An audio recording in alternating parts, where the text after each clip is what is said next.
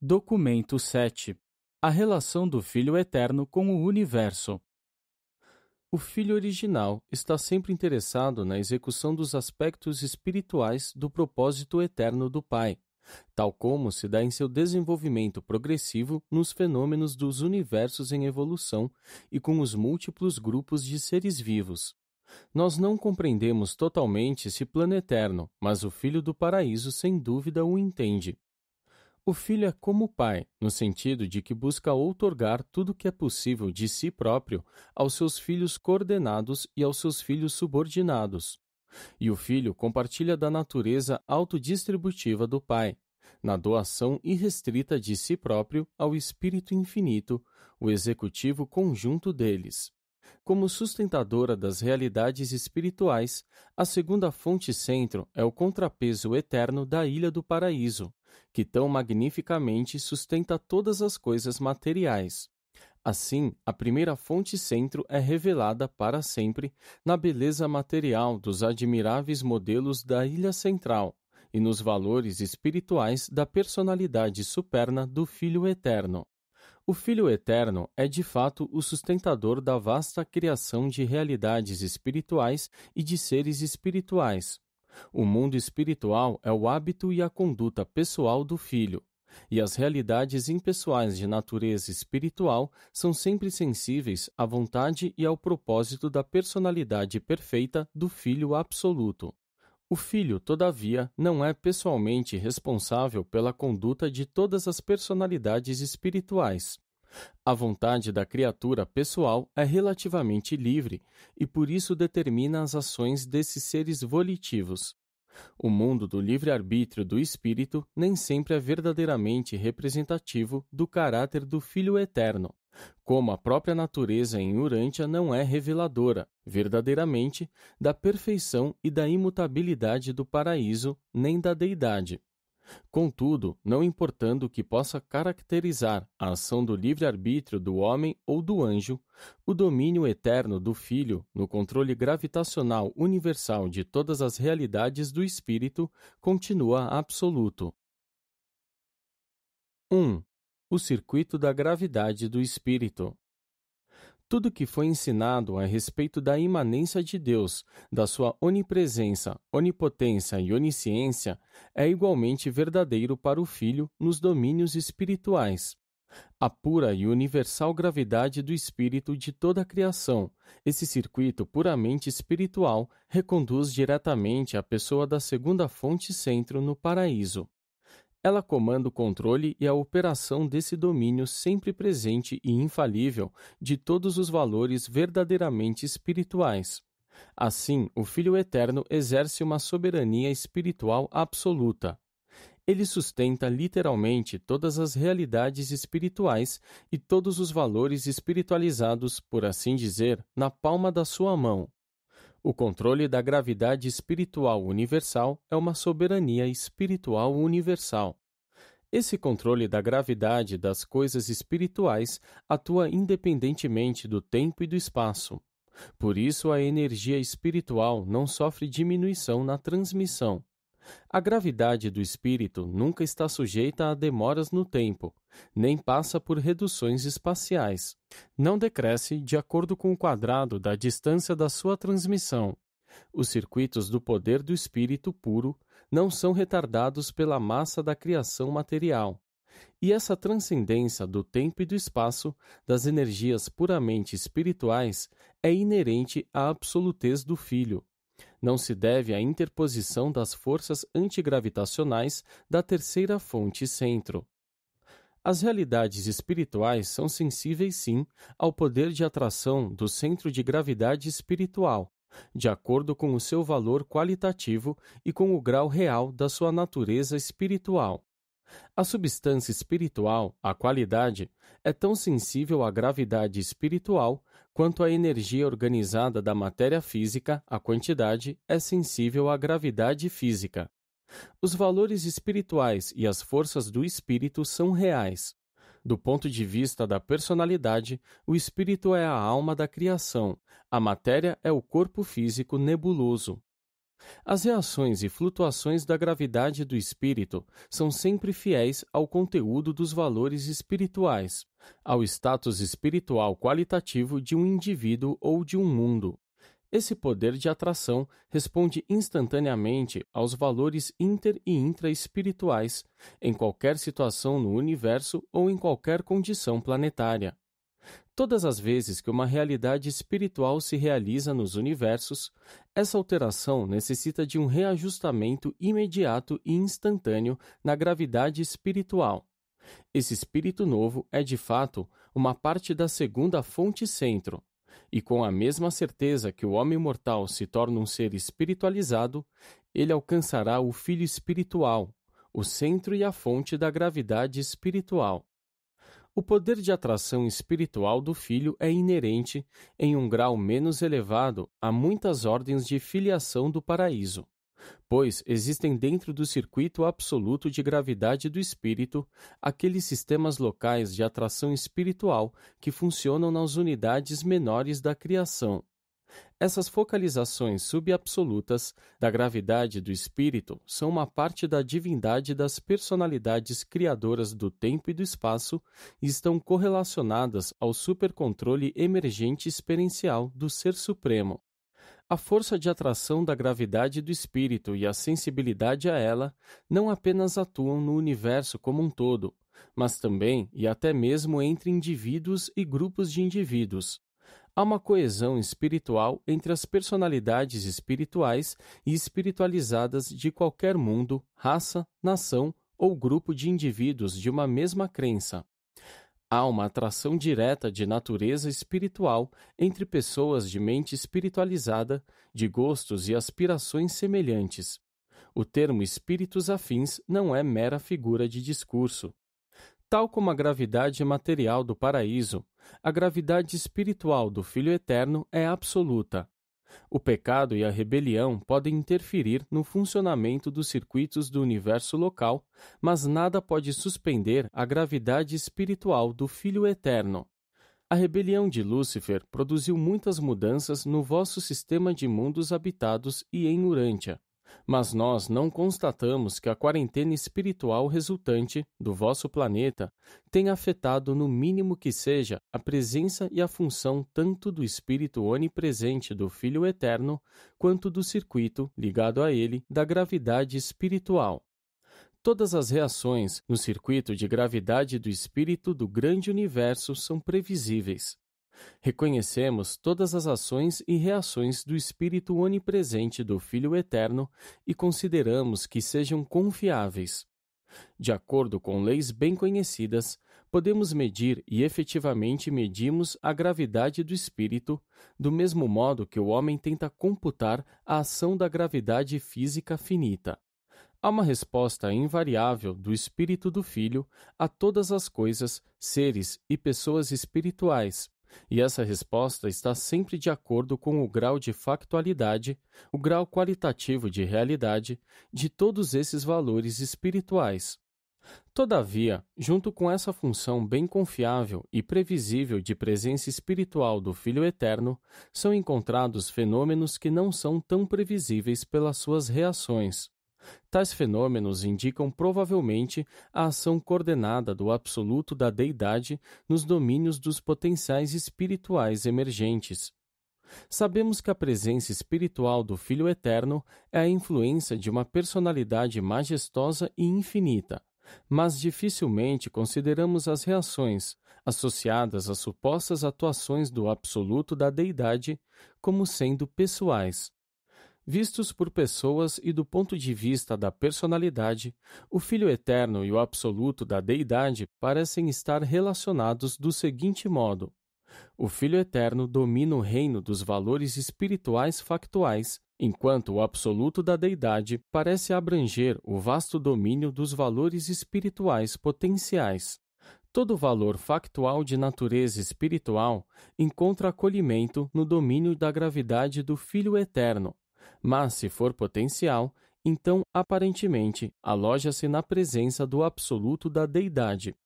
O espírito parece emergir dos potenciais do absoluto da deidade. O espírito em evolução encontra correlação nos domínios experienciais e incompletos do Supremo e do Último. O espírito acaba por encontrar o seu destino final na atração absoluta da gravidade espiritual do Filho Eterno. Isso parece ser o ciclo experiencial do espírito, mas o espírito existencial é inerente à infinitude da segunda fonte centro. 2. A administração do Filho Eterno. No paraíso, a presença e atividade pessoal do Filho original são profundas, absolutas no sentido espiritual. Quando vamos de dentro para fora no paraíso, nós passamos por Avona e seguimos em direção ao reino dos 7 superuniversos. Detectamos cada vez menos a atividade pessoal do Filho Eterno. Nos universos pós-Avona, a presença do Filho Eterno é personalizada nos Filhos do Paraíso, condicionada pelas realidades experienciais do Supremo e do Último, e coordenada ao espírito potencial ilimitado do Absoluto da Deidade. No universo central, a atividade pessoal do Filho original é discernível na delicada harmonia espiritual da criação eterna. Avona é tão maravilhosamente perfeita que o status espiritual e os estados da energia desse universo arquetípico estão em equilíbrio perfeito e perpétuo.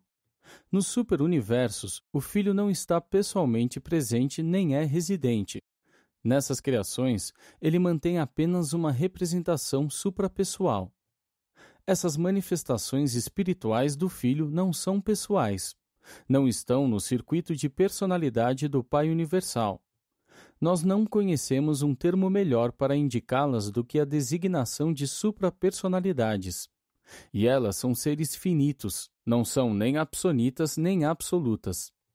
A administração do Filho Eterno nos superuniversos, sendo exclusivamente espiritual e suprapessoal, não é discernível pelas criaturas personalidades. Entretanto, o impulso espiritual, onipresente, da influência pessoal do Filho é encontrado em todos os tipos de atividades de todos os setores dos domínios dos anciães dos dias. Nos universos locais, contudo, observamos o Filho Eterno pessoalmente presente nas pessoas dos Filhos do Paraíso. Nesses universos locais, o Filho Eterno atua espiritual e criativamente nas pessoas do corpo grandioso dos Filhos Criadores coordenados. 3. A relação do Filho Eterno com o indivíduo. Durante a ascensão no universo local, os mortais do tempo consideram o Filho Criador como representante pessoal do Filho Eterno. Quando começa o regime do aprendizado da ascensão no superuniverso, porém, os peregrinos do tempo detectam cada vez mais a presença superna do Espírito inspirador do Filho Eterno e tornam-se capazes de beneficiar-se, por absorção, desse ministério de energização espiritual. Em Avona, os ascendentes tornam-se ainda mais conscientes do abraço do amor do Espírito onipresente do Filho original. Em nenhum estágio, em toda a ascensão mortal, o Espírito do Filho Eterno reside na mente ou na alma do peregrino do tempo, mas a sua ação benéfica está sempre próxima e sempre atenta ao bem-estar e à segurança espiritual dos filhos do tempo no seu avanço. A atração da gravidade espiritual do Filho Eterno constitui o segredo inerente da ascensão das almas humanas sobreviventes até o paraíso. Todos os valores espirituais genuínos e todos os indivíduos espiritualizados com boa fé são mantidos dentro da atração infalível da gravidade espiritual do Filho Eterno. A mente mortal, por exemplo, inicia sua carreira como mecanismo material e finalmente ingressa no corpo de finalidade como uma existência espiritual quase perfeita, tornando-se progressivamente menos sujeita à gravidade material e, de forma correspondente, mais sensível à atração interna da gravidade do espírito durante toda essa experiência. O circuito da gravidade do espírito atrai a alma do homem literalmente em direção ao paraíso. O circuito da gravidade do espírito é o canal básico de transmissão das preces genuínas do coração crente do homem, do nível da consciência humana até a consciência real da deidade. Tudo aquilo que representa um valor espiritual verdadeiro nos vossos pedidos será captado pelo circuito universal da gravidade espiritual e passará imediata e simultaneamente a todas as personalidades divinas envolvidas. Cada uma ocupar-se-á com o que for pertinente ao seu âmbito pessoal. Portanto, na vossa experiência religiosa prática, é indiferente se ao dirigir a vossa súplica, visualizardes o Filho Criador do vosso universo local ou o Filho Eterno no centro de todas as coisas. A operação discriminadora do circuito da gravidade do espírito poderia talvez ser comparada às funções dos circuitos nervosos no corpo humano material. As sensações viajam pelas trajetórias nervosas internas. Algumas são captadas pelos centros automáticos inferiores da coluna vertebral, os quais respondem a elas.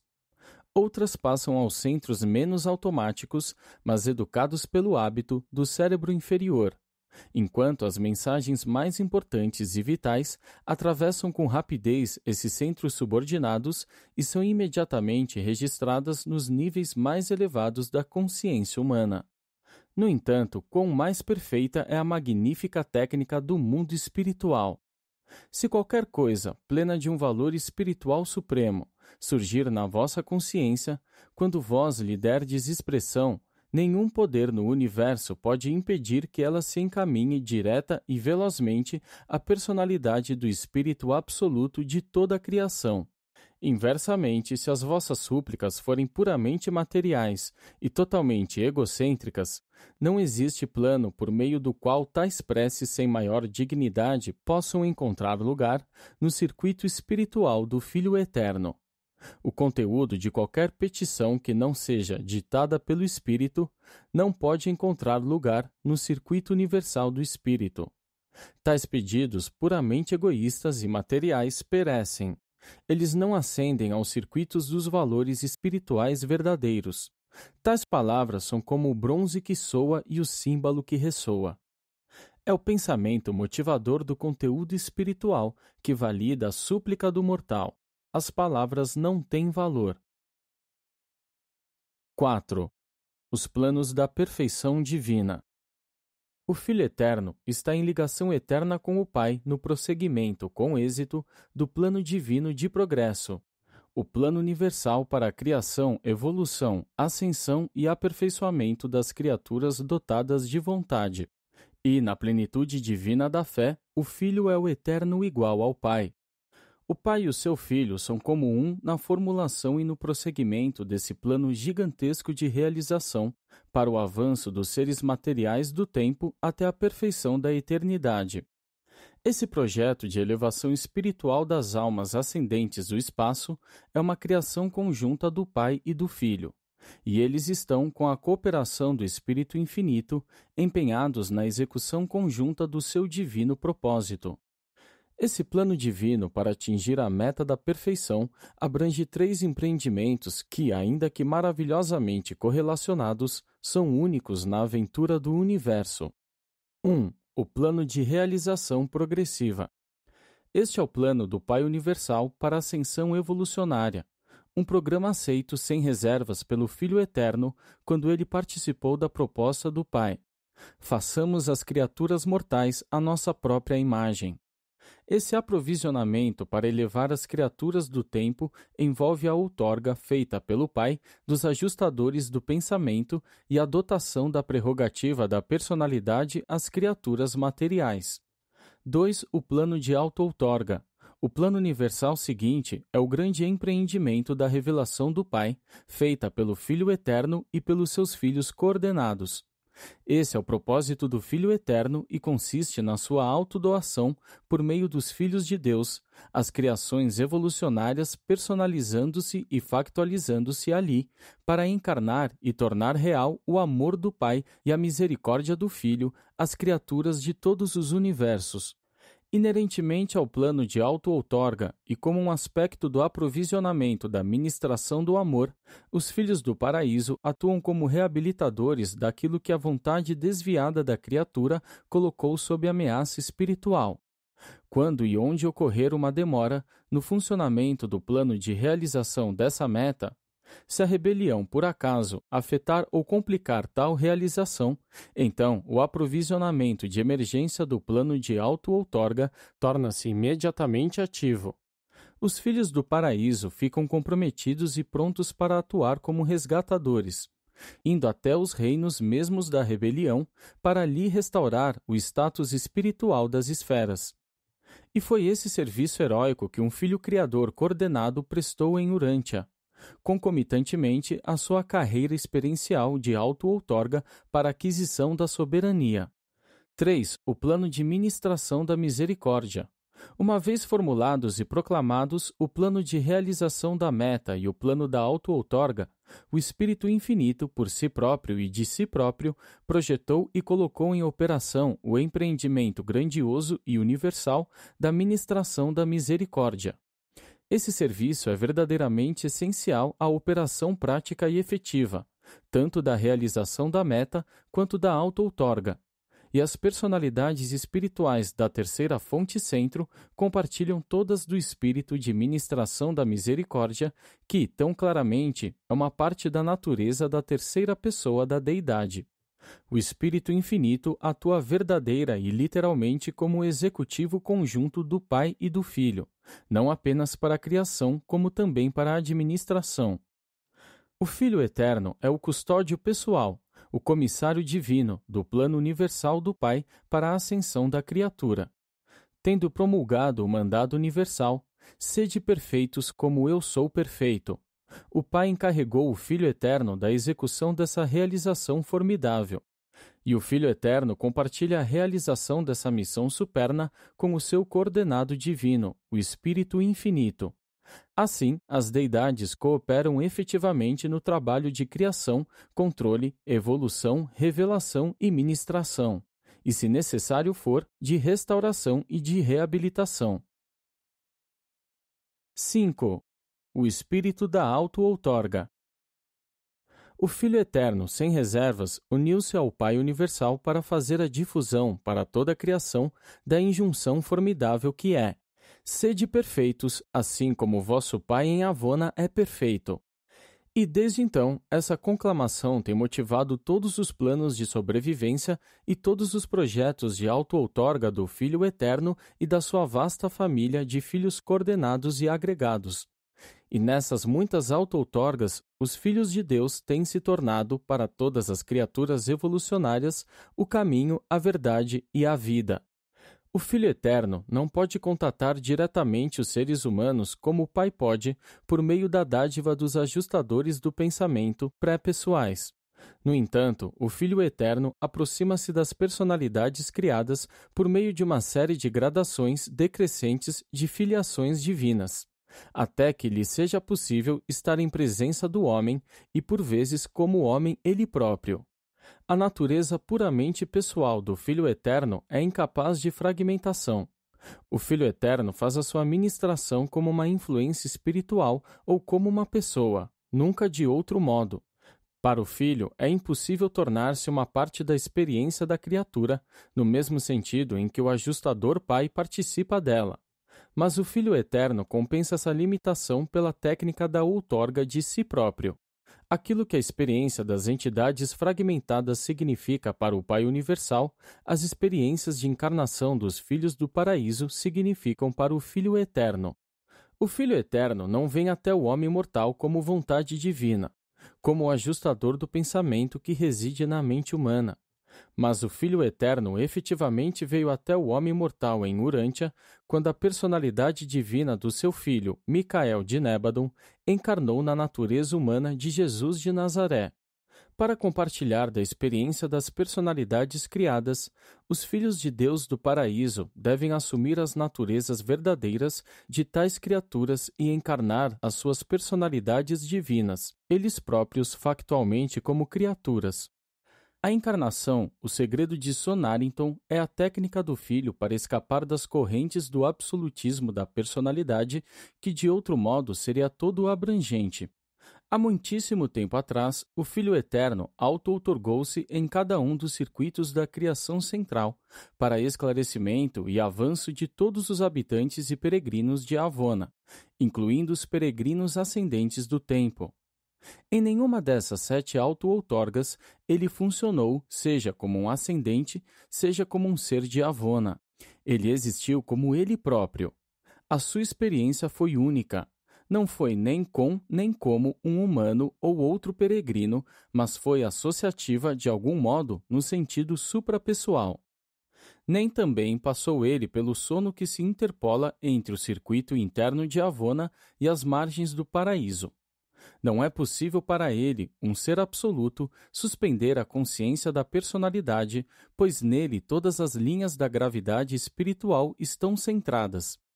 E, durante o tempo dessas auto-outorgas, nunca foi diminuída a luminosidade espiritual no seu alojamento próprio no paraíso central. Como nunca foi reduzido o controle da gravidade espiritual deste filho. As outorgas do Filho Eterno em Avona não estão dentro do escopo da imaginação humana. Elas foram transcendentais. Ele acrescentou muito à experiência de toda a Avona, nessa época, e subsequentemente também. Mas não sabemos se ele acrescentou algo à suposta capacidade experiencial da sua natureza existencial. Isso estaria incluído no mistério da auto-outorga dos Filhos do Paraíso. Nós acreditamos, contudo, qualquer que tenha sido a aquisição do Filho Eterno, que nessas missões de auto-outorga, desde sempre e para sempre, ele a reteve consigo, mas não sabemos o que possa ser. Não importando a nossa dificuldade para compreender as auto-outorgas da segunda pessoa da deidade, nós compreendemos a auto-outorga de Avona de um filho do Filho Eterno, que literalmente passou pelos circuitos do universo central e que factualmente compartilhou aquelas experiências que constituem a preparação de um ser ascendente para alcançar a deidade. Este foi o Micael original, o filho criador primogênito. E ele passou pelas experiências de vida dos peregrinos ascendentes pessoalmente, de circuito em circuito, permanecendo por um estágio em cada círculo, junto com eles nos dias de Grande Fanda, o primeiro de todos os mortais a alcançar a Avona. Além de todas as coisas que esse Micael original revelou, ele transformou a auto-outorga transcendente do filho materno original em uma realidade para as criaturas de Avona. E tão real que para todo sempre, cada peregrino do tempo que trabalha na aventura de percorrer os circuitos de Avona é alentado e fortalecido pelo conhecimento certo de que o Filho Eterno de Deus, por 7 vezes, abdicou do poder e da glória do paraíso para participar das experiências dos peregrinos do tempo e espaço nos 7 circuitos do alcançar progressivo da meta que é Avona. O Filho Eterno é a inspiração exemplar para todos os filhos de Deus, nas suas ministrações de auto-outorga em todos os universos do tempo e do espaço. Os filhos criadores coordenados e os filhos magisteriais associados, junto com outras ordens não reveladas de filiação, participam todos dessa maravilhosa vontade de outorgar a si próprios as variadas ordens de vidas de criaturas e como as próprias criaturas. Portanto, em espírito e em vista da semelhança com a natureza, bem como pela origem de fato, torna-se verdadeiro que, nas auto-outorgas de todo Filho de Deus, nos mundos do espaço e por meio dessas auto-outorgas, nelas e por elas, o Filho Eterno tem outorgado a si próprio as criaturas de vontade inteligente dos universos. Em espírito e em natureza, se não em todos os atributos, cada filho do paraíso é um retrato divinamente perfeito do filho original. É literalmente verdade que quem tiver visto um filho do paraíso, haverá visto o Filho Eterno de Deus. 6. Os filhos de Deus do paraíso. A falta de um conhecimento claro sobre os múltiplos filhos de Deus é uma fonte de grande confusão em Urântia. E essa ignorância perdura, apesar de afirmações como o registro de um conclave dessas personalidades divinas. Quando os filhos de Deus proclamaram o regozijo e todos os estrelas matutinos cantaram juntos. A cada milênio do tempo padrão do setor, as várias ordens de filhos divinos reúnem-se para os seus conclaves periódicos. O Filho Eterno é a fonte pessoal dos atributos adoráveis de misericórdia e de serviço, que tão abundantemente caracterizam todas as ordens de filhos descendentes de Deus quando eles atuam em toda a criação. O Filho Eterno transmite infalivelmente toda a natureza divina, se não toda a infinitude de atributos aos filhos do paraíso que saem da ilha eterna afora para revelar o caráter divino do Filho Eterno ao universo dos universos. O Filho original e eterno é o primeiro descendente pessoa do primeiro pensamento infinito e completo do Pai Universal. Cada vez que o Pai Universal e o Filho Eterno, em conjunto, projetam um pensamento pessoal novo, original, idêntico, único e absoluto, nesse mesmo instante, essa ideia criativa é perfeita e finalmente personalizada no ser e na personalidade de um Filho Criador novo e original. Pela sua natureza espiritual, sabedoria divina e poder criativo coordenado, esses filhos criadores são potencialmente iguais a Deus, o Pai, e a Deus, o Filho. Os filhos criadores saem do paraíso para os universos do tempo, e com a cooperação das agências controladoras e criadoras da terceira fonte centro, completam a organização dos universos locais de evolução progressiva. Esses filhos não estão ligados aos controles universais centrais da matéria, da mente e do espírito, nem se ocupam deles. Eles ficam, pois, limitados nos seus atos criativos pela pré-existência, prioridade e primazia da primeira fonte centro e seus absolutos coordenados. Esses filhos são capazes de administrar apenas aquilo que trazem à existência. A administração absoluta é inerente à prioridade de existência e é inseparável da eternidade de presença. O Pai permanece primaz nos universos. Do mesmo modo que os filhos criadores são personalizados pelo Pai e pelo Filho, os filhos magisteriais são personalizados pelo Filho e pelo Espírito. Os filhos magisteriais são os filhos que, nas experiências de encarnação como criaturas, ganham o direito de servir como juízes da sobrevivência nas criações do tempo e do espaço. O Pai, o Filho e o Espírito também se unem para personalizar os versáteis filhos instrutores da Trindade, que percorrem o grande universo como mestres supernos de todas as personalidades humanas e divinas. E há inúmeras outras ordens de filiação do paraíso que não foram apresentadas ao conhecimento dos mortais de Urântia. Entre o Filho-Mãe original e essas hostes de filhos do paraíso, espalhadas por toda a criação, há um canal direto e exclusivo de comunicação, um canal cuja função é inerente à qualidade do parentesco espiritual que os une nos laços de uma associação espiritual quase absoluta. Esse circuito interfilial é inteiramente diferente do circuito universal da gravidade espiritual, que se centra também na pessoa da segunda fonte centro.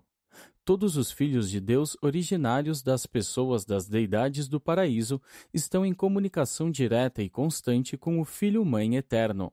E essa comunicação é instantânea, independente do tempo, embora algumas vezes seja condicionada pelo espaço. O Filho Eterno não apenas tem, o tempo todo, o conhecimento perfeito a respeito do status, dos pensamentos e das múltiplas atividades de todas as ordens de filiação do paraíso, como também tem o conhecimento perfeito em todos os momentos a respeito de tudo aquilo, de valor espiritual, que existe nos corações de todas as criaturas na criação central primária da eternidade e nas criações secundárias do tempo, dos filhos criadores coordenados. 7. A revelação suprema do Pai.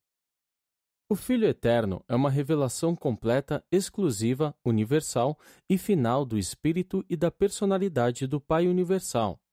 Todo conhecimento e informação a respeito do Pai devem vir do Filho Eterno e dos seus filhos do paraíso.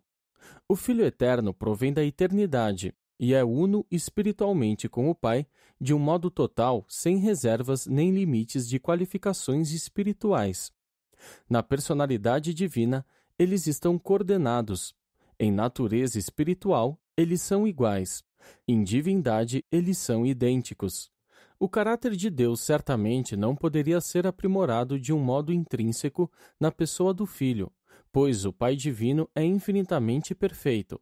Mas esse caráter e personalidade são ampliados pelo despojamento do não pessoal e do não espiritual para a revelação aos seres criaturas. A primeira fonte centro é muito mais do que uma personalidade, mas todas as qualidades de espírito da personalidade paterna da primeira fonte centro estão espiritualmente presentes na personalidade absoluta do Filho Eterno. O Filho primordial e os seus filhos estão empenhados em fazer uma revelação universal da natureza espiritual e pessoal do Pai a toda a criação. No universo central, nos superuniversos, nos universos locais ou nos planetas habitados, é um Filho do Paraíso quem revela o Pai universal para homens e anjos. O Filho Eterno e os seus filhos revelam o caminho pelo qual a criatura aproxima-se do Pai universal. E mesmo nós, de origem elevada, entendemos o Pai muito mais completamente ao estudarmos a revelação do seu caráter e da sua personalidade no Filho Eterno e nos filhos do Filho Eterno. O Pai desce até vós como personalidade apenas por meio dos filhos divinos do Filho Eterno, e vós alcançais o Pai por esse mesmo caminho vivo. Vós ascendeis ao Pai pelo guiamento desse grupo de filhos divinos. E isso permanece verdadeiro, não obstante a vossa própria personalidade ser uma outorga dada diretamente pelo Pai Universal. Em todas essas atividades amplas da vasta administração espiritual do Filho Eterno, não esqueçais de que o Filho é uma pessoa, tão autêntica e factualmente quanto o Pai é uma pessoa. De fato, para os seres das ordens provenientes de origem humana, será mais fácil aproximar-se do Filho Eterno do que do Pai Universal. Na vossa progressão de peregrinos do tempo, pelos circuitos de Avona, sereis competentes para chegar ao Filho muito antes de estardes preparados para discernir o Pai. Vós podereis compreender mais sobre o caráter e a natureza misericordiosa do Filho Eterno de Misericórdia à medida que meditardes sobre a revelação desses atributos divinos, que foi feita pelo serviço pleno de amor do vosso próprio Filho Criador, que uma vez se fez Filho do homem na terra e que agora é o soberano augusto do vosso universo local, o Filho do homem e o Filho de Deus. Ditado por um conselheiro divino designado para formular esta declaração descritiva sobre o Filho Eterno do Paraíso.